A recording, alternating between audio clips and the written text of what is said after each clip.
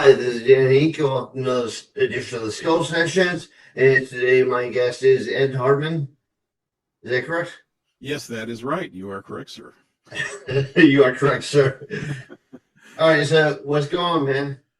Well, I am composer. I'm a composer, music composer, film composer, TV stuff, and then I've become a producer as well.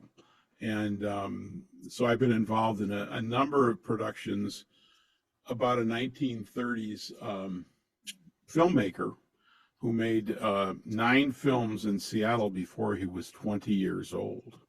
And that's since 2017 I've been involved in these projects pretty heavily as well. And again, there's pretty interesting backstory to them. The current film that's out there on festivals is called The Scalpel, and it's a 20-minute silent horror film starring this guy. He made these in his teens. I mean, he made this film when he was 19, and this was family and friends. And this film, it did win like an honorable mention in an amateur film competition back in the 30s. But these films that he made before he was 20 were all amateur films in his mind, anyway. I think they're pretty good for amateur films. And he was using 60 millimeter, film and developing the film himself. So this isn't using a camera, your phone. And these were all horror films? Well, no. Horror. It's interesting you say horror because the As the Earth Turns film that I started with a few years ago was a silent sci-fi. The Scalpel, and I think probably a Was it majority. kind of like a more Outer Limits, Twilight Zone sort of sci-fi, like strange paranormal sci-fi? Well, As the Earth Turns is more of a, what would I call it? It's kind of like Dr. Evil. Yeah, okay. Yeah, yeah. Madman scientist wants to actually create peace through destroying things. But anyway, I'll get to that a little bit. But again, the interesting thing about these early films is they were really, I think, a majority of them horror. I only have 2.5 of his films because the rest were lost. But the titles suggest horror, suspense, that sort of thing. And The Scalpel is definitely, it's like medical mayhem in a medical institute, that sort of thing. It's a little bit of a Jekyll and Hyde film.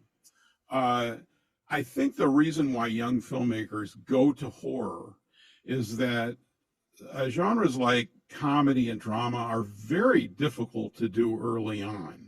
That's my theory on it anyway. On the other hand, horror is one of those things. You can make a horror film that doesn't necessarily have the greatest acting in it, but if it scares you, it's done its job.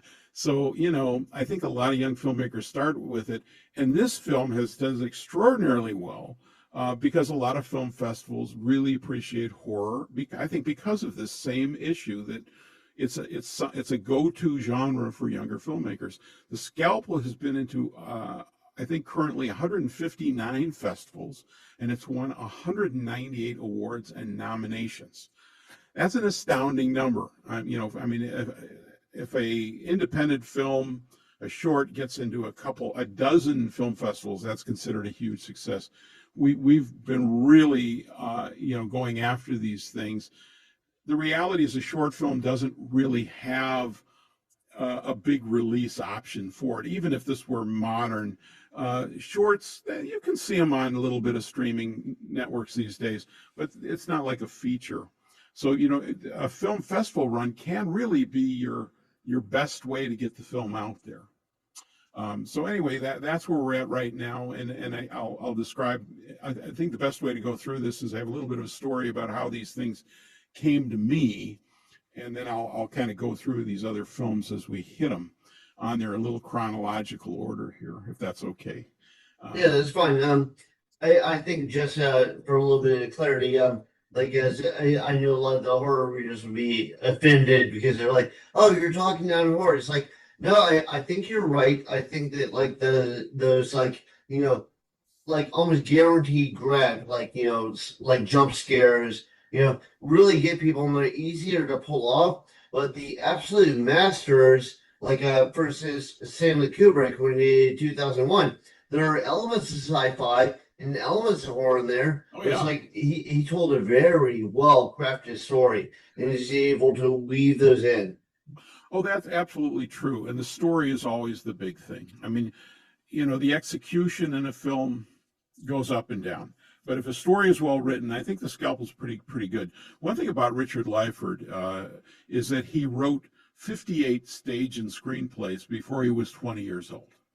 And then he went on to Hollywood and that sort of thing. But we don't know a lot about him because he's not like an Orson Welles. Do you know anything about his life up to the point where he wrote the movies? Yeah, yeah. He wrote about.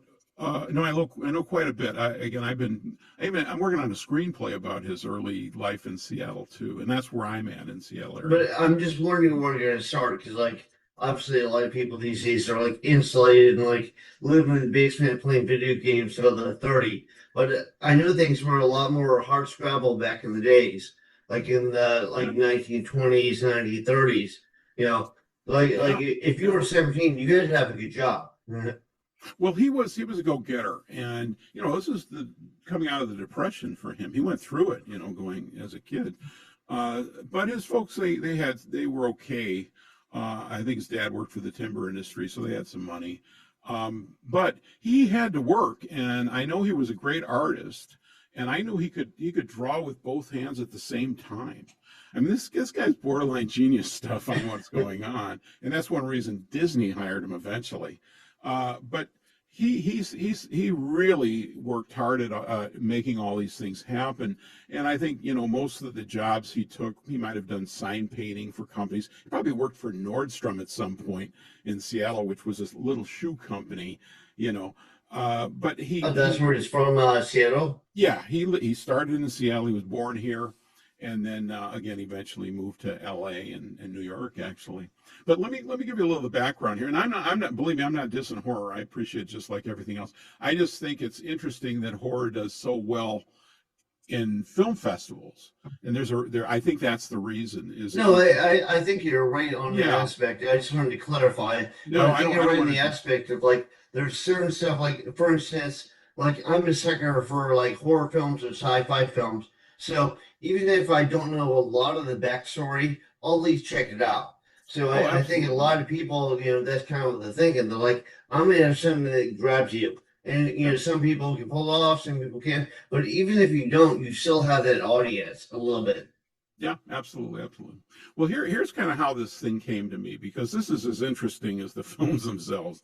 So basically, if you go back to 2013, there was a thread started in the Classic Horror Film Board, and that's kind of a place for horror fanatics, especially old style horror, classic horror. And they discovered what did I do with this? Oh, a video. I know this. Some of you won't be able to see this, but it was called Monsters Crash the Pajama Party by Something Weird Video, and that's a distributor in Seattle actually.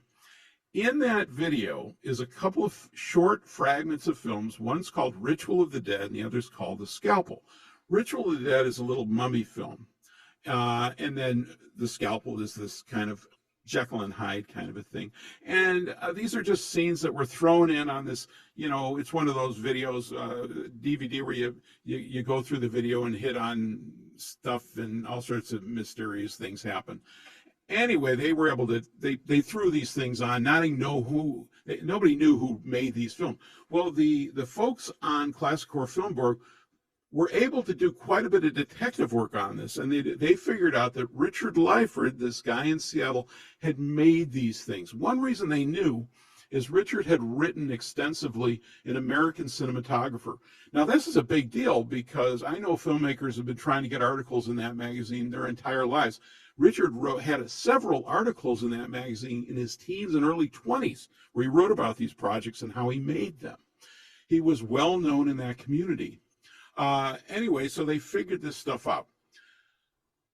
In 20, what eventually happened is they contacted Richard's great niece in Seattle, and Kim Lyford, and she took over the Lyford Film Estate for safekeeping and digitized a bunch of this stuff.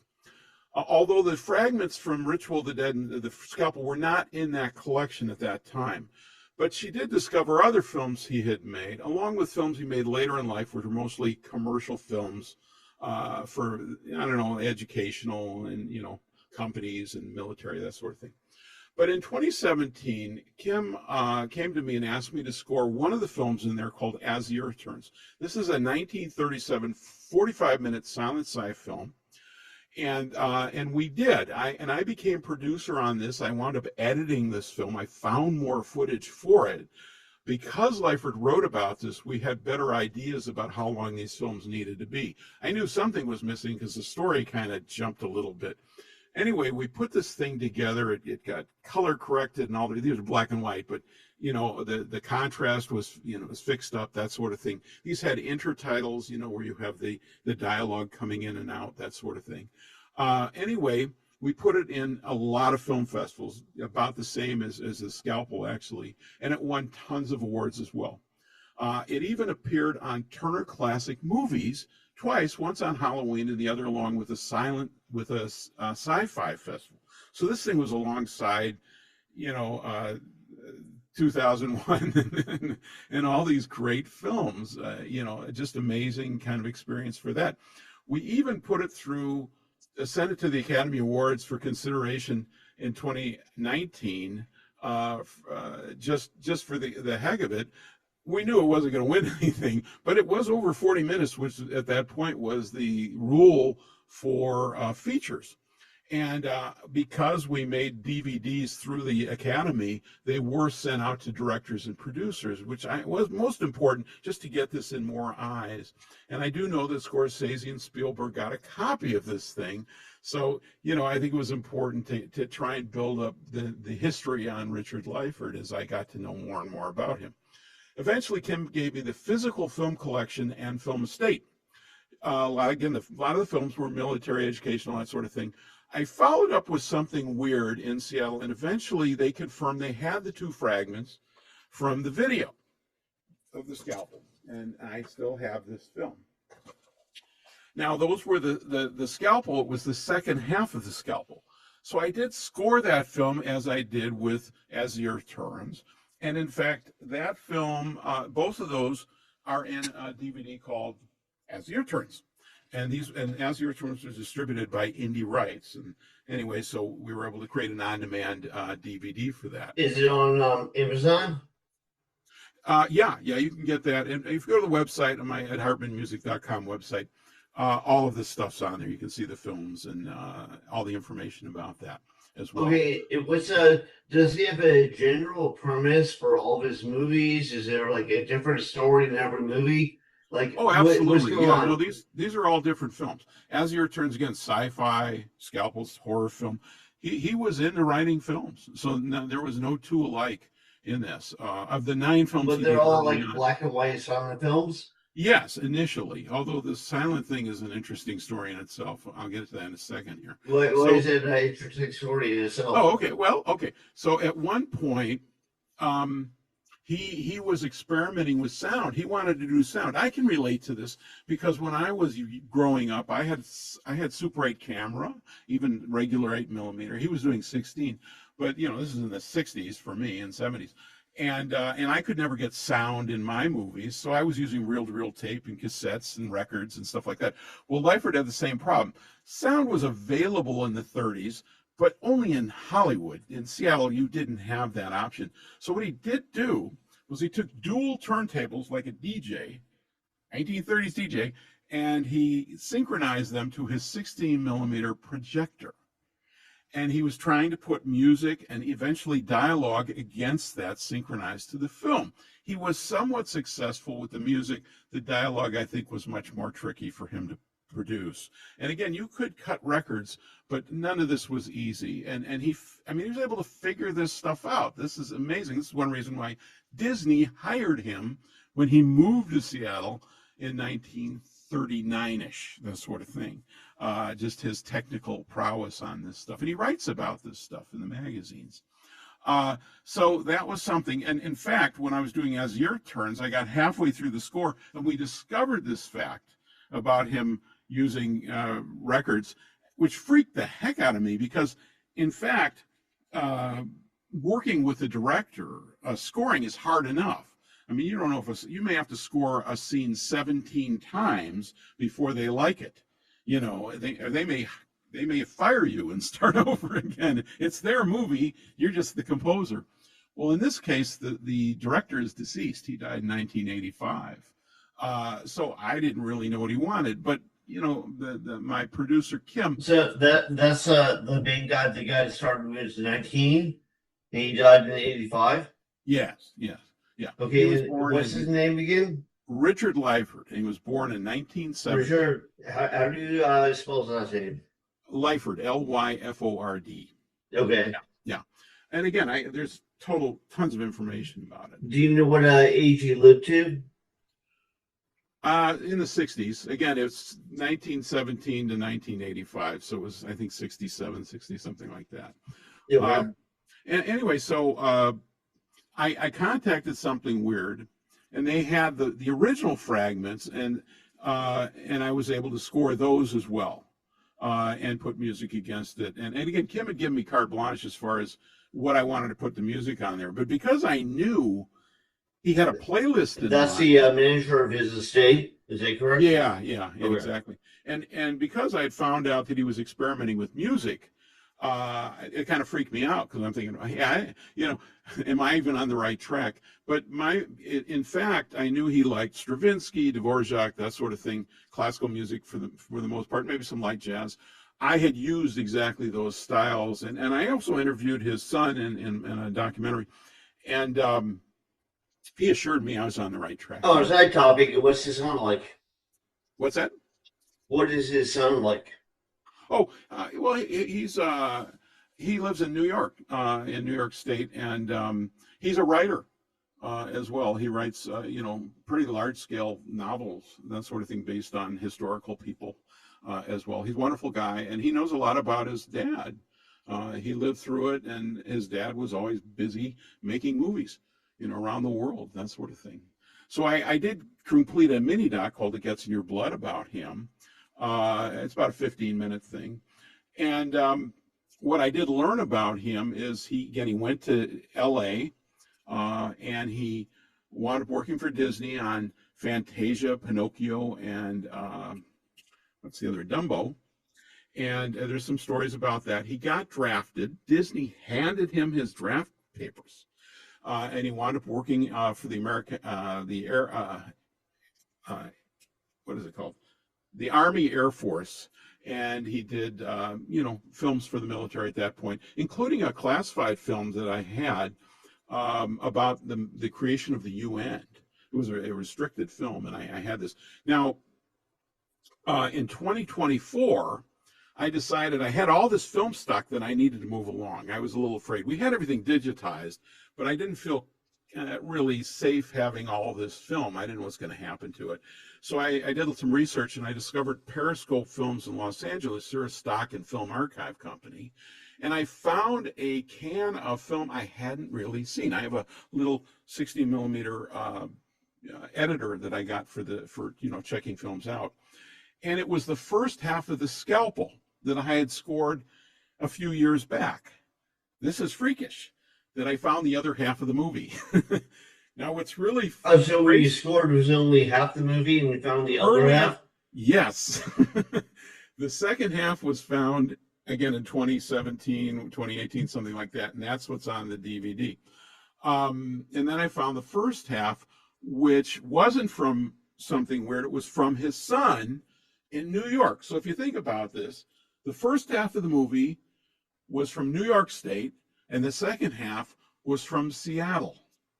And they perfectly fit together and edited. They didn't match 100% visually because it had bleached out a little bit, the first half of the movie. But we did get it all color corrected. I had the scores to work with for the second half, so I was able to match the score. Color corrected, but they're black and white, right? All black and white, that's right.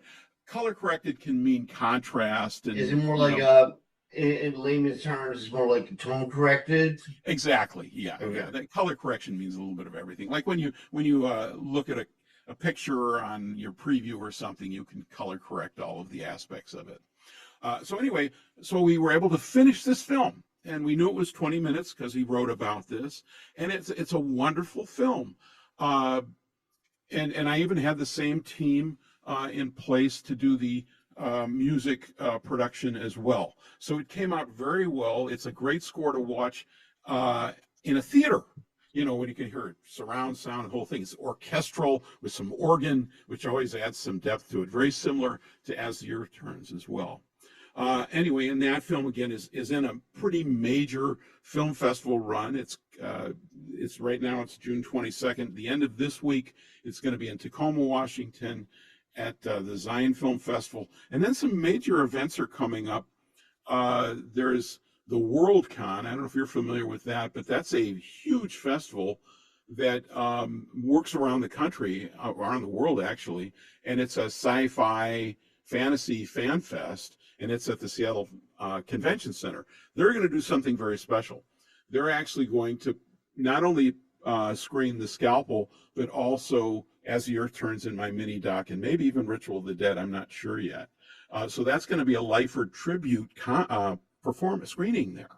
And I've done that a few times, but I'd really want to do more and more of that so people can see these films, all together. And it winds up being kind of a feature-length presentation. I think it's also going to be at Gen Con, which is another fan fest in Indianapolis, and then it just keeps going. And there's online festivals that you can see that are going on right now as well. So that in-person festivals, are you going to be there? Some merchandise? Yeah, I should be at the Tacoma thing, and then as well, I hopefully will be at the WorldCon as well. That's I have to be there. So, but you never know. I've been to Vegas and LA, and over the last several years, I've been on the East Coast in New York as well, and even down on the coast, the East Coast, for other screenings as well. So these are the stories. And then as far as Lyford's life is concerned, so he goes to Disney, he gets drafted, he comes back, after the war, and he winds up more in New York. He gets married, has kids, and does more of his independent filmmaking. He doesn't go back to Disney. I think Disney would have welcomed him back because he was a really good assistant director. And Disney just knew his genius. Disney had an interesting comment about him. He said that Richard Lyford could tell a story in 30 minutes better than anyone he knew. That's coming from Walt Disney. That's pretty high praise. So I think, and again, he was a great writer of screenplays and things like that. He eventually did, again, more commercial films. He did go to the Mid-East, and he did some films in Saudi Arabia in connection with he was from New York, and they heard about his. Well, I should mention one other big film he did in 1950. He did do a major documentary he did with Robert Snyder and Robert Flaherty. Flaherty had done Nanook of the North, the first major documentary ever done. And then Snyder was a major documentary director and producer. Lyford came on as director and editor of a film about Michelangelo called The Titan. And you can get that as well. And that won an Academy Award. Lyford didn't receive the Academy Award because he was director. The producers get that. But that tells you how good he was as a filmmaker. He was just, again, high end all the way. He did go to Saudi Arabia, and he made a movie called Island of the Arabs, also called Island of Allah. And that was about a historical event in the early 1900s. The Ballad of, I think the Battle of Riyadh. Anyway, it didn't do that well in the theaters or anything. It was a quasi-documentary film. It had narration with Frederick March, who, anyway. And then he did go back to Saudi Arabia and did some documentaries about the tsetse fly and water conservation that probably saved a lot of lives. Film hadn't been seen out in the desert, and they were bringing portable film projectors and showing them out there, and people never said, so they were enthralled. They'd watch this thing 100 times, and Right.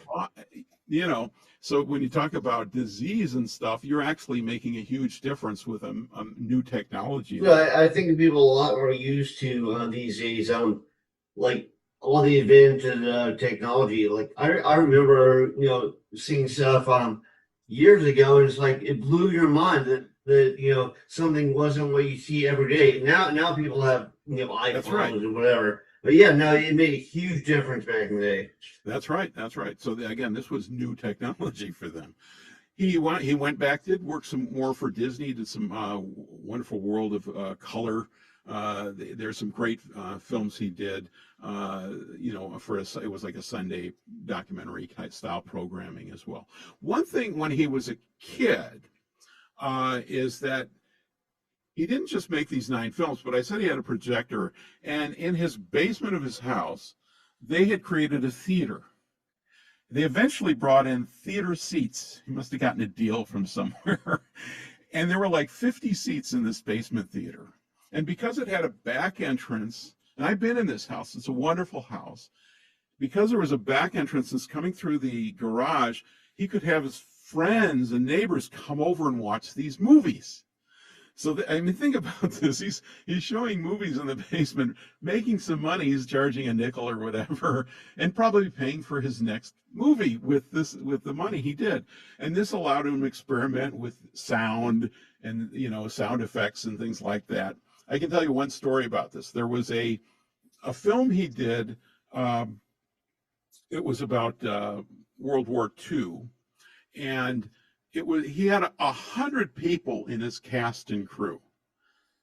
I'm not kidding. And it was, full of explosions and battle scenes and stuff like that. And that was going to be his first sound movie. He was going to try and do it. And he had promoted it with a trailer and stuff like that. First sound movie, this is mini Hollywood going on in Seattle. There were articles in the papers about this guy, because he was such a cool character. But he wasn't able to pull it off by the time he was going to screen it. So what they did was he had a projection booth, and they all jammed in there, the cast, and they made the sound effects. He played the music, and they were speaking their parts, and the audience bought it. Kind of doing a voiceover on the film. That's right. The audience bought it. Well, back in those days, I'm sure they buy a lot. Like if you look at those old '40s movies, the special effects that totally they got everyone in those days, and now you're like, I know how you did that. Right, and in fact, in the As the Earth Turns, there's a scene where they have to break into. There's a gasification plant still in Seattle. It doesn't work anymore, but it's a major park in Seattle. Still has the buildings, and they broke in there to film some scenes in there. And there's a few of them running away, and they were running away from security guards. This is indie filmmaking all the way, man. You can't make it. It's also back in the day. It's hard to get away with that stuff now. Yeah. And, that's why I want to see this on a movie, on a screenplay of these little things. Now, the Scalpel has some very cool stories to it as well. There's a transition sequence in there where Lyford plays the monster. He also plays the evil scientist in As the Earth Turns. He liked doing those things. And he was directing as well. So by playing a role that you don't see as much, that allows the director to kind of, get busy as well. But he played this monster, and the transition of him becoming a monster took them 6 hours to do. That's a job, man. He was doing stuff on another level. Again, this is in Seattle in his teens. This same effect, some of it was using lighting, and it's a freakish effect. It's not using just fades and that sort of thing. There's something going on there that I don't even want to spoil it. You got to watch it, and then you can learn about it later. But what he did do was done in 1931, Dr. Jekyll and Mr. Hyde. And that was with Frederick March, who he later works with, right? You got to wonder if he didn't talk about that. But Lyford had matched the same type of effect that Karl Struss had done in 1931. That film won Academy Awards. And I think Struss won a nomination for his work as cinematographer. Lyford at 19 is matching Academy Award winning cinematography going on at that time. That's quite a So statement. he's kind of one of those like forgotten geniuses. Like he was doing all the stuff that like the big guys were doing, and they Yes, got all the accolades, but he was like kind of less known. So like he missed a boat. absolutely. Again, we don't know about him because the majority of his career he did commercial type of films. And if you think about it, that's what most of us do in life. It's very few of us spend our entire lives doing artistic things. I write music for film and TV. It's not as exotic as you think. I may create tracks of music that wind up in music libraries that get placed in movies. Now, I could write kind of a Muzak-y bossa nova. I have a track like that that's kind of like a Mancini or a Burt Bacharach tune. It's been in all sorts of movies over the years. It keeps popping up. And I can't remember all the names of the films it's been in, but just a number of them as well. I have a marching band track that's been in The Blind Side as well. I have a 1950s Muzak track that was in the Twilight Zone reboot recently.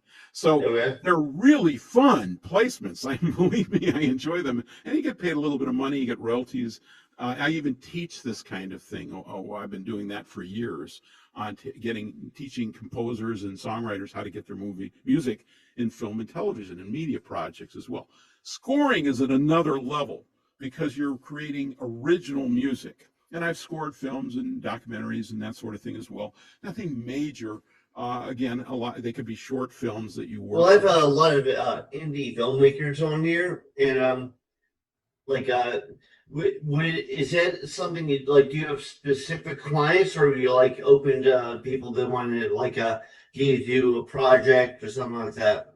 Oh, absolutely. I'm always looking for new filmmakers to work with. That's why I try and go to film festivals with these films because I can show what I can do. Now, these films are period scores, they're older scores, but I've created electronic music. Actually, in the Scalpel, there's scenes where the more orchestral classical stuff kind of turns into more creepy avant-garde piano stuff as well. Would people go to your website to Yeah, contact you? yeah, I mean, I have 500 tracks of music of different styles and genres and that sort of thing. Some vocals, most of my stuff's instrumental. Historically, again, these films are a little more specific to one thing as well. But again, I'm always open to doing that, and I can help filmmakers because I become producer as well on these films. I can help them with how to get into film festivals. Okay. So that's important. There's secrets to that stuff on how to do it. You don't have to spend an arm and a leg when you're doing this sort of thing because there's a lot of free options and opportunities out there of people. So you were saying just contact you through the website and you'll at be happy to give them some hartmanmusic.com. advice and some like to go from there. Yeah, I have. In fact, on my website, I have a number of articles for filmmakers as well on how to do a lot of this stuff, so they can actually just grab it. But I'm happy. When you're working with a filmmaker as a composer, it's a collaboration all the way. And in fact, a lot of times the music is the last thing that gets added to a film after the film's been locked. No more editing, hopefully, so that when you synchronize everything perfectly, they don't change it later, which screws up your entire score. I think you noticed I've seen the films before the soundtrack's added and after it's added. It's like a different film. Yeah, Like sometimes like the atmosphere can be evoked and that everything comes more to life with something behind it, something instrumental. absolutely. The soundtrack can add emotion, depth. It can be ambient. One thing about scoring silent films, in the 1920s when silents were big, they had live players playing piano or you have a full orchestra. Charlie Chaplin had full orchestra. Or sometimes they had like a record player and they just play a record while you watch a movie. Well, that was later, with record players. But again, with films in theaters, those were done with live players for the most part. When sound came on in 1928, 29, Well, that's awesome. I think some films should go back to those days. Yeah. Anyway, in those days, if a piano player was playing along with the scene and they stopped for a minute, there's a lot of ambient sounds in the theater. The projector is clicking away. You could hear those things.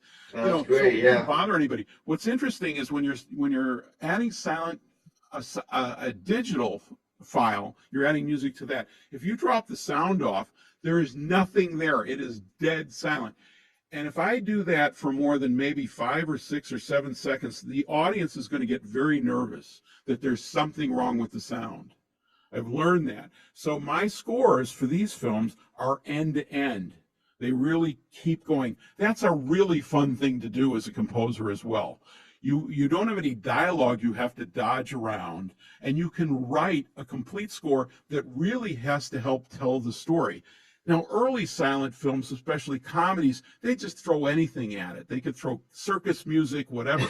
But as music got much more impressive as people started to score, I think King Kong was one of the first times a score really told the story, and you can hear, the music really helping the suspense, what's going on Right. there. So my films, I'm really trying to track with what's happening on there and create something that has themes that come in and out that kind of help hold it together. And the audience can listen to the music and really soak it in because they're not trying to listen for the dialogue. I think one thing that helps bring it to life is like, if, for instance, whenever you do anything, like active, if you listen to music, music can like set the tone and put you in the mood, and you would totally be in a different place. And then you hear that, and that like brings you to that spot. Absolutely. Some of the greatest scores I've heard in my life, I don't remember the scores that much. I just know they were really good. And when you watch a really great really great movie, you don't necessarily pay attention to the score.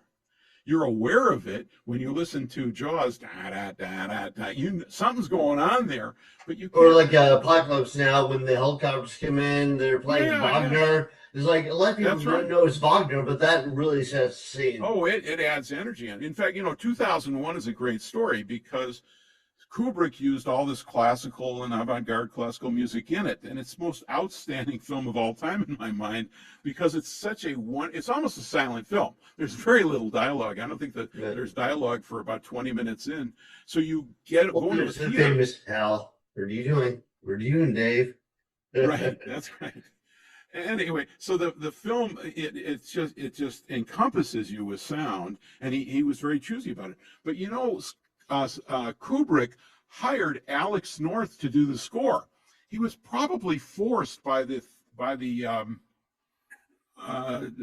actual movie company because they didn't usually when people throw in classical music against a scene, that's what we call a temp score.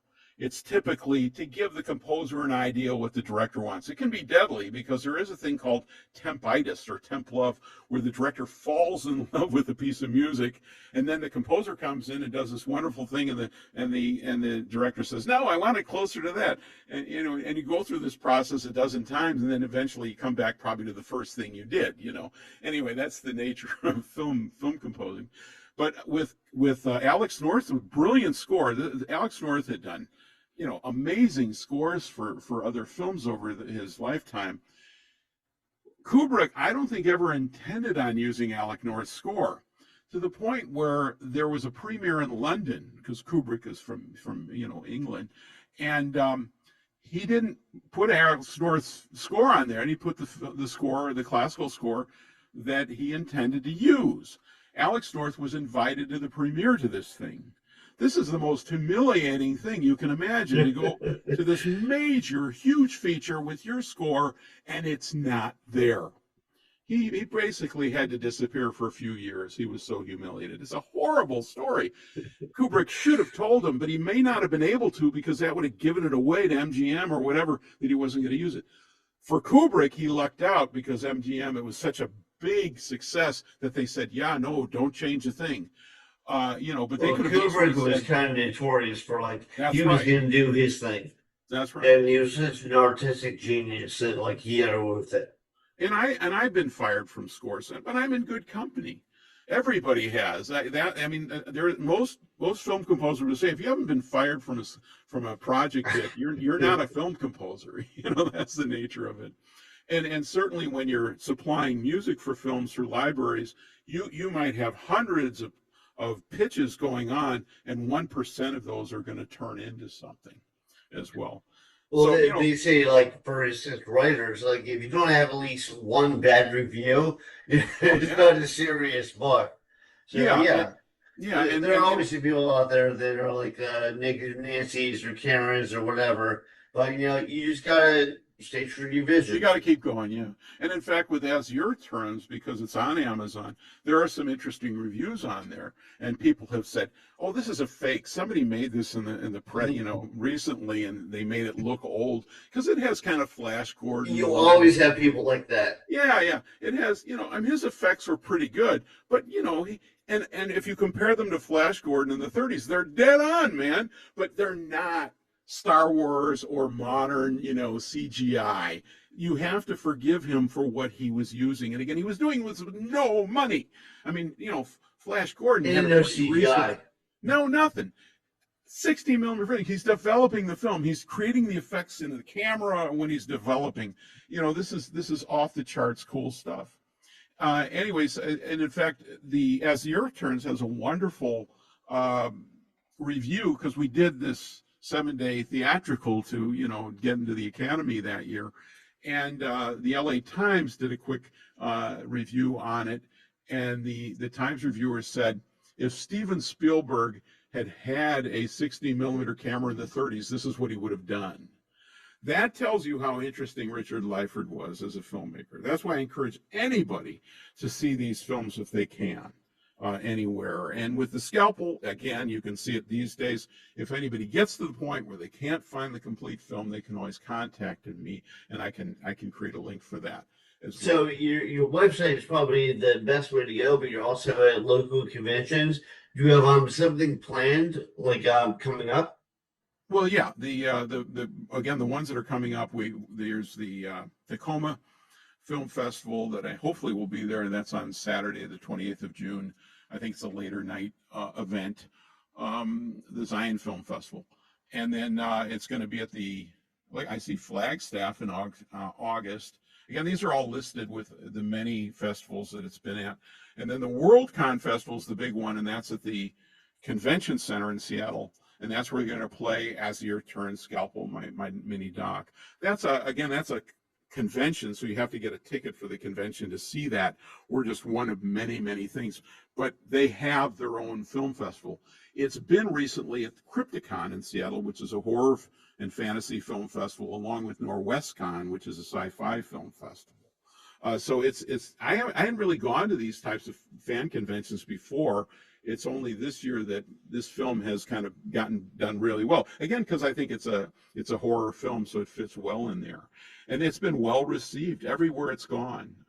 Just hugely popular. All of these films, but especially The Scalpel, because it's this bite-sized 20-minute horror film. That's pretty interesting. It's even got a little bit of gore. It's in black and white, so anybody can watch it and not freak out too much. But he does, he pushes the envelope a little bit. One story about gore I can tell you is he was into Dracula as a kid. Like from the point he was 7 years old, he was dressing up as Dracula. So he really liked horror stories like that. And this is before he was into that, probably before there was a film about Dracula. So he was reading the books. And he got so much into it that in the theater they made, they actually were putting plays on before they started making films. And they decided to do Dracula. And this was maybe when he was in 3rd grade. He was doing a version of Dracula in his basement. Okay, it became quite popular. Well, he'd been working that character for a few years by then. And the school became interested in him producing a version at their school. So he said, "Sure, I'd love to do that." And he must have thought, well, let's up the ante a little bit. We're going to have to, tell the cast, we got to make it something a little bigger now. That we're going to play for the school. And so they got there and they did the production. And at some point, probably somebody was stabbing a stake in the heart of Dracula or something. There was a lot of stage blood used. I mean, it was just all over. And I think the audience probably freaked out pretty well. This is, elementary kids. And the cast and crew got thrown out of school for 3 days, for that little stunt. So, this is why I have a screenplay about his first 20 years. That's like straight out of the Addams Family at camp. This is what Lyford was up to. So, again, he took chances. He definitely pushed the envelope on what he was doing as a filmmaker and a writer and all the rest of it.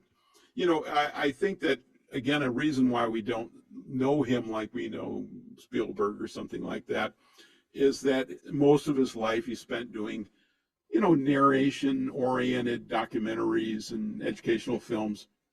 He worked with great people. I know he did a short film for the African Pavilion in the 1964 New York Fair, World's Fair. And Ossie Davis did the narration for that. It's a beautiful color film, 10 minutes. It would have been the kind of film, I've been to some world conventions, World's Fairs, and the countries would have their own pavilion to walk in. It's like Disneyland. And there would be a short film presentation while you're waiting to go to the pavilion. And that was all about all the African countries and the culture and the science and the education, all of those, things about it. But that was the level. He knew people to work with for sure. He worked with Walter Pidgeon, who did narration for a film for a blind foundation for the blind that his son starred in as a kid. So he did a lot of things like that. But again, we don't know about him because these are not theatrical films that we see. Was he a filmmaker his whole life? Yeah, that's all he did. I think his parents his dad would have liked him to go back into the timber industry with him. But he had other brothers, and his family's in a lot of these films as well. But Lyford was not going to buy into that. In fact, with the scalpel, he needed medical equipment, and I know he was doing a few semesters or even quarters, I should say, at University of Washington at that time. And I think his folks wanted him to go to college, and whatever. And he was really just biding his time between films. He writes about this. He would do it for a quarter, and then he'd make another movie, and then eventually went to LA. So while he was there, I did do I've been doing massive research on this guy for the screenplay, and I did discover that he was a member of the pre-med club. And I wonder, why would he do that? Well, Barbara Berger, who was his leading lady in As the Earth Turns and The Scalpel, she went on to do quite a bit of soap operas, including As the World Turns, and she was on Broadway and stuff. She's the only other member of the cast that really became a professional artist like that. But anyway, her brother was Easteen Berger, and he was going to school at the University of Washington running the pre-med club. I can imagine Richard took that club to say, Easteen, I'd like you want to be in a movie? And guess what? Easteen is the head of the medical institution, and there's all sorts of medical stuff going on there, glass jars and stuff. And in fact, they got access to a facility in Seattle to shoot some of this stuff as well. So again, he was very, very good at figuring out ways to produce these films and get reasonable production quality going. There's one point where he slams down this as a monster, this sizable rack of medical gear on, I'm just wondering, there must have been some cushion underneath that, or that was a lot of broken glass going on. And I imagine Easteen was going, no, he was responsible for all that stuff. But, and an interesting thing about Barbara that I discovered about her is I didn't know who she was, and then I started working on it. And when As the Earth Turns did a wonderful premiere at the Seattle International Film Festival, one of the largest film festivals. It was at the Egyptian Theater in Seattle, and it was wonderful. We had a big crowd, the whole bit, people around the block to see this thing. And I was inviting the family of the cast. I had neglected to even do that up to this point. I didn't know them. I was new to all this. And I'm literally emailing the family of Barbara Berger that I discovered. And I noticed there's a name on there, Knut Berger. And I'm going, I know that name. And at the exact moment I'm looking at his name on television was Knut Berger, and he has a program on and on the what do you call it, the public PBS station in Seattle that's been going on for years about the history of the Northwest. And he's talking to me on television, and I'm emailing him at the same time. That's spooky stuff on there. But Barbara, again, she was really a great actress, and she learned a lot from Richard, I'm sure, and really appreciated the work she did. I don't think she would have been this successful had she not had the ability to act not only on the stage and in dancing and stuff like that, but in films. Not a lot of people had that option like they do now. You know, you want to go to Hollywood, you can make a bunch of movies before you ever go there. At that point, there was really no way to do it. Most people just landed in Hollywood and took their chances. You know, things were a lot more limited than social media has changed everything. Absolutely. There was no anything. I mean, you had newspapers and radio. And do you talk about this stuff on like Facebook or Instagram or any of the social apps? Yeah. I have my links. I think they should be on the website for LinkedIn and Facebook, Instagram, all the typicals, and YouTube. I have a lot of YouTube videos on there. A lot of my songs I'll set to video just for promoting and things like that. So people can like see the thematic work you've done for like various different things. Yeah. Again, a lot of the tracks that I have in film and TV are on there as well. In fact, there's a program called Retro Cocktail Hour that just came out. A new program came out this week, and they threw on one of my tracks called "Swinging" "Swinging at the Starlight" or something, and it's kind of a 1930s sing track I did years ago. And this is a wonderful radio program that puts on kind of exotica and older style big band music stuff, you know, Mancini kind of level. And they've thrown on my tracks a few times. And that's a real honor to be amongst these major, you know, names of musicians and arrangers and you know, to do that. So I'm on the right track musically occasionally. A lot of the music I create, I have to play all the parts. I don't necessarily have a budget to hire orchestras for that. And in fact, timing wise, because of technology, again, I was making movies as a kid, but I could never, you know, have sound to them. With modern software like Logic on Apple or Pro Tools, you can put the video in there and then score right to it. Whether you're scoring for real instruments and producing a score, or actually, you know, playing into your keyboards and creating music right to the picture, synchronized perfectly. That's what you can do. And that happened as I started getting heavy into this in the 2000s, which really helped me kind of thrive at this point. I had done a lot of other things in my life. I ran a drum shop for 20 years in the middle of all this stuff as well. So, you know, I've been involved in music most of my life as a performer, composer, teacher. But again, I've had a pretty eclectic, you know, universe of things going on. And because of technology, I'm able to really make this stuff work and become a producer as well and learn how to edit films and, you know, get much more involved in the production and the post-production and the distribution even on all this stuff. So it's been a hell of an adventure. You know, and I'm always looking for more things to do. Whether we find any more Lyford films, I don't know. He sold some of this stuff to make money later. And his early films, they disappeared. And I keep wondering if one reason I want to do podcasts is maybe a 16 millimeter collector will go, you know, we got this funny film that looks like one of those. You know, Find like gems or whatever. Yeah, here's an example. There's a film he did, I think it was called The Midnight Adventure, that we know nothing about really. But what we do know is that because he was going to use, I think, As the Earth Turns in a competition, in a amateur film, you know, competition, it wasn't done. And he knew he wasn't going to get ready by the deadline. And so what he decided to do was make a film where he played 5 out of 6 parts, and he got it done in 48 hours. Now that's a thing because he's developing his own 60 millimeter film.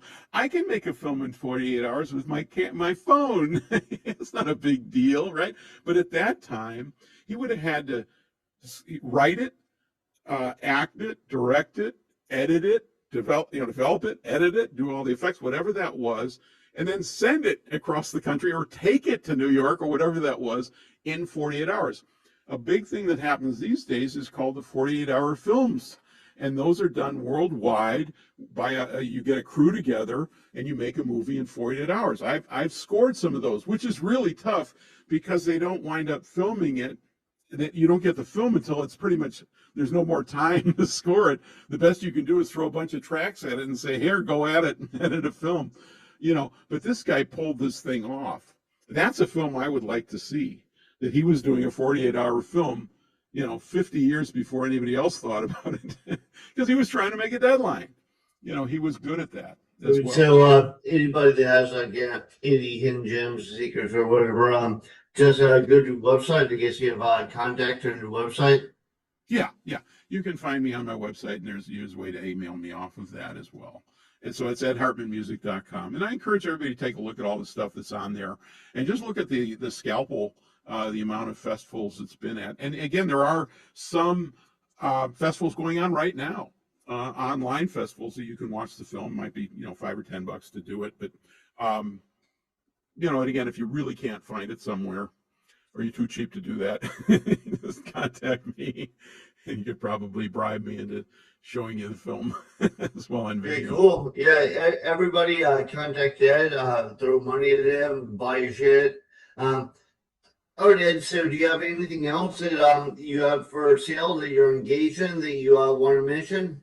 I don't know. I mean, my music, some of it's available for sale on there. I've kind of just do it directly off my website because that's the only way to make money anymore as well. I have a Patreon page, but I don't do much with that these days. Mostly I'm promoting these films and seeing where they take us out there. That's the biggest projects right now. And certainly projects can come up at any time. Or I might get, engaged to write a television thing or something as well. I get a lot of special requests from things, and if there's anybody in the film or TV industry that's looking especially for retro music, I'm kind of a go-to guy for that. Certainly companies I work with know I can do that, and so they contact me regularly for music that they can't find anywhere else as well. Okay, cool, man. Thank you very much. I appreciate it, and again, feel free to contact me at hartmanmusic.com.